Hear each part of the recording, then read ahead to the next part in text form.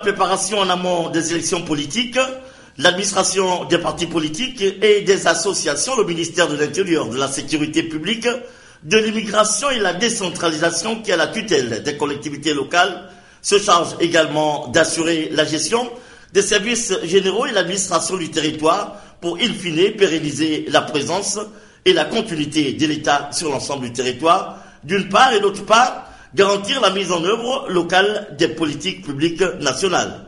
Il s'agit également pour ce département ministériel de garantir la sécurité des personnes et des biens. La mission concerne l'activité de la police dans son volet sécurité publique ainsi que les opérations de protection civile. Le budget prévisionnel 2013 du dit département s'inscrit dans cette vision sectorielle, ceci pour être en phase avec les réformes budgétaires qui conduisent à l'opérationnalisation du budget par objectif de programme.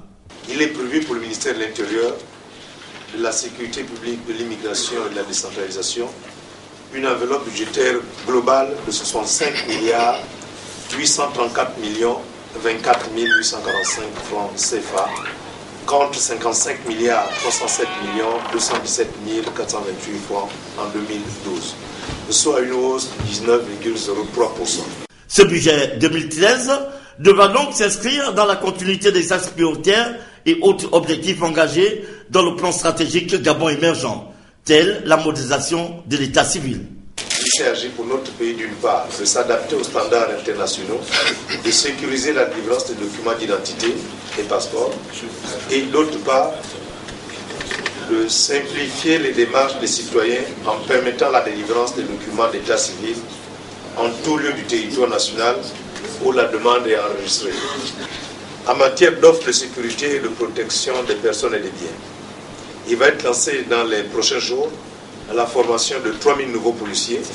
Il se poursuit le programme de réhabilitation des structures existantes, de construction de nouveaux commissariats, Libreville, Port-Gentil et Oyem, et des antennes de surveillance de flux migratoires à l'intérieur du pays, Mouila, Mayumba, Kokubich, Ndende. Là aussi, comme à chacune des auditions précédentes, les honorables députés de la Commission des finances, du budget de la comptabilité publique ont posé plusieurs interrogations, notamment celles liées au processus électoral parce que les concernant au premier chef. Les éclairages du numéro 1 de l'intérieur sont venus apporter des lumières à certaines zones d'ombre rencontrées par les élus du peuple. L'immeuble Arambo abrite demain les 6e journées du chargeur africain. Pendant 3 jours, les experts de ce domaine vont débattre des questions concernant le développement maritime. Sur ce plateau, pour en parler, nous recevons Guy Durand Onzunga. Il est conseiller du directeur général du Conseil gabonais des chargeurs, en même temps coordonnateur général de l'événement de la capitale gabonaise. Monsieur Onzunga, bonsoir.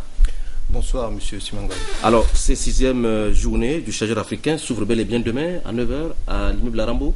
Vous confirmez?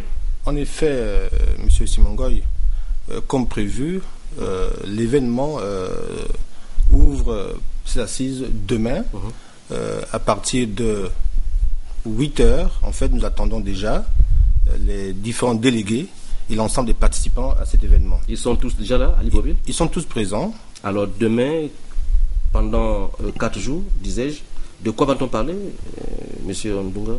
Bien, alors, il faudrait dire que cet événement dénommé 6e journée du chargeur africain est un cadre qui a été effectivement pensé pour permettre aux différents acteurs de la chaîne des transports du commerce international, plus particulièrement effectivement les chargeurs d'une part et les conseils africains d'autre part, pour se concerter et essayer de recenser un certain nombre de problèmes qui effectivement peuvent faire jour dans l'exploitation quotidienne du secteur, des attentes nombreuses des chargeurs, et au bout du compte, en fait, arriver à trouver des solutions et éventuellement des réponses. En fait, ils sont nombreux, les objectifs que nous visons dans ce contexte. On vise entre autres de créer une plateforme interactive entre les différents acteurs que j'ai cités plus haut, les chargeurs d'une part et les conseils d'autre part. Nous avons aussi, il ne faut pas se le cacher, c'est une occasion pour célébrer effectivement l'appartenance à un groupe. Un groupe, c'est-à-dire le groupe des chargeurs africains. Donc, entre autres objectifs visés, il y a ceux-là que nous espérons effectivement atteindre au bout de 3-4 jours. Très bien. Alors, M. Nzunga, les temps forts du programme de cette journée? Bien, à propos du programme, permettez donc que je précise avec force et vigueur que le programme a connu une légère modification, mais très importante tout de même. Allez-y. Il faut rappeler que demain, la cérémonie, effectivement, commencera à 9h précise, mais qu'auparavant, à 8h, nous attendons l'ensemble des délégués, l'ensemble des invités, locaux comme internationaux.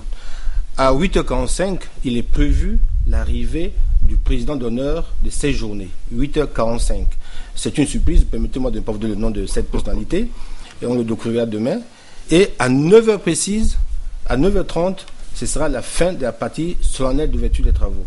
Donc je reprends pour être plus clair, 8h, arrivée des invités, 8h45, arrivée du président d'honneur des 6e journées, 9h, arrivée de M. le Premier ministre, chef de gouvernement, début de la cérémonie d'ouverture, et 9h30, fin des travaux d'ouverture, de la cérémonie d'ouverture des travaux. On partira donc d'Arambo pour l'esplanade du Sénat, là où nous procéderons, M. Simangoy, à l'inauguration de la foire exposition, un autre temps fort de notre événement. Alors, M. Nzunga, vous êtes le coordinateur général de l'événement, les 6e journées du chargeur africain. Je le rappelle, on va s'arrêter là et en attendant de se retrouver demain. Je vous en prie. C'est un plaisir, M. Simangoy.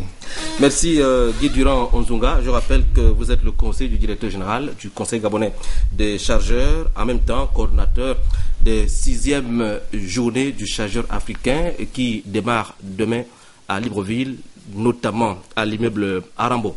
Restez avec nous, M. Nzunga, pour parler des agents de la Société gabonaise de transport, Sogatra, qui ont observé un mouvement d'humeur suite au non-paiement de leur salaire. C'est-à-dire que Mole Malunga et Joseph Biogué se sont rendus à la base Sogatra, à Libreville.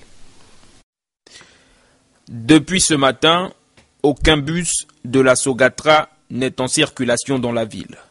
À l'origine de cette rareté du transport urbain le plus emprunté par une grande partie des Gabonais, la colère de ces agents qui n'ont toujours pas perçu le paiement des salaires du mois d'octobre. Depuis que la Sogatra a été créée, nous avons souvent ce problème de retard de salaire les 3 derniers mois.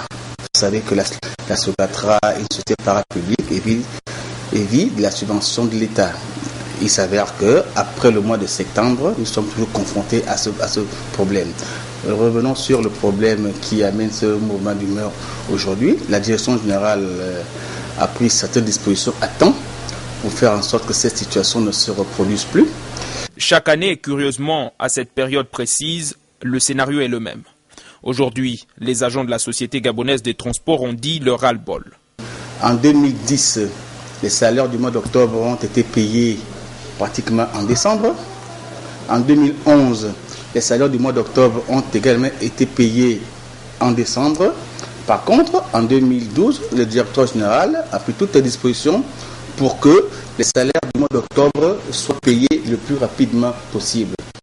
Alerté, le ministre délégué en charge des transports est venu jouer la carte de l'apaisement. Le ministre délégué en charge des transports était là ce matin, confirmé aux agents que les salaires seront payés demain. En tout cas, vivement que la sérénité soit de retour pour éviter le chaos. Vivement que la sérénité soit de retour pour éviter le chaos. Et justement, pour éviter le chaos, sur ce plateau, la responsable marketing et communication à Sogatra, mademoiselle Nang Elangman, Estelle Ida. Madame, bonsoir. Bonsoir, monsieur Simon. Alors, les dernières informations concernant ce mouvement d'humeur de Sogatra ce matin. Okay.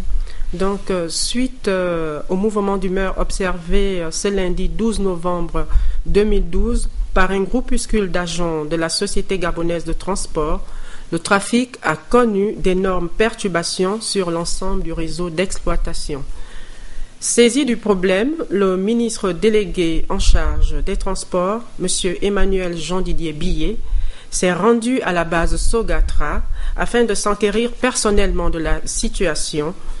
À la suite des échanges qu'il a eus avec le personnel, des assurances leur ont été données sur le règlement imminent des salaires du mois d'octobre demeurés impayés. La Sogatra présente ses excuses à ses usagers pour le désagrément occasionné et rassure son aimable clientèle du souci qui est le sien de toujours les conduire en toute sécurité. Au lieu de 3 mois d'arrêt de salaire, il s'agit bel et bien d'1 mois d'arrêt de salaire, madame la responsable marketing. En effet, monsieur Simangoy, la précision est de taille. D'aucuns parlent de 3 mois d'arrêt de salaire ou 2 mois. Il est important de préciser ici qu'il ne s'agit que du seul mois d'octobre 2012. Voilà. C'est le seul mois qui reste impayé. Et vous confirmez que la sérénité est revenue à Sogatra? Tout à fait. La sérénité est revenue à Sogatra. Merci madame. En tout cas, nous vous retrouverons au cours d'autres occasions.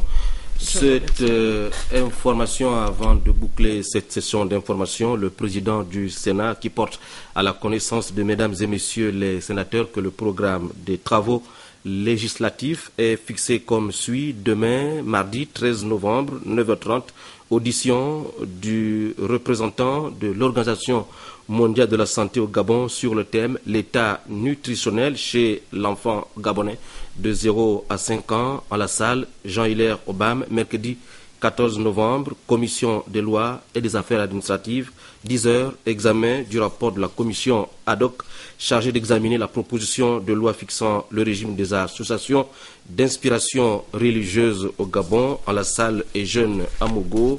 Et jeudi, commission de loi et des affaires administratives, 10h, examen du rapport de la commission ad hoc chargée d'examiner la proposition de loi fixant le régime des associations d'inspiration religieuse au Gabon à la salle et jeunes à Mogo. Nous y reviendrons au cours de nos prochaines éditions d'information. Demain également, nous reviendrons sur cette importante réunion politique des responsables du PDG au premier arrondissement dans la commune de Libreville.